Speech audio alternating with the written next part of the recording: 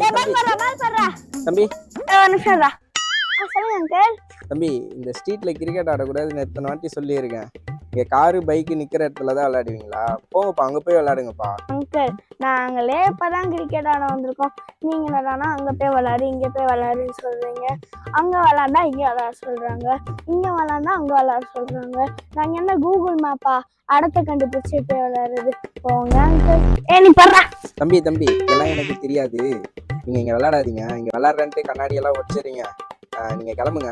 கிளம்புறீங்களா இல்ல நான் வீட்டுல சொல்லவா? அங்கிள் நாங்க சைலண்டா விளையாண்டு வீட்டுக்கு போயிடுறோம் அங்கிள். வேணாம் உங்க சைலண்ட் கேம் எனக்கு தெரியும். நீங்க அமைதியா ஆரம்பிச்சு என் வீட்டுல தான் 6 அடிப்பீங்க. நீங்க எங்கன்னா போயிட்டு கிரவுண்ட்ல போய் விளையாடுங்க.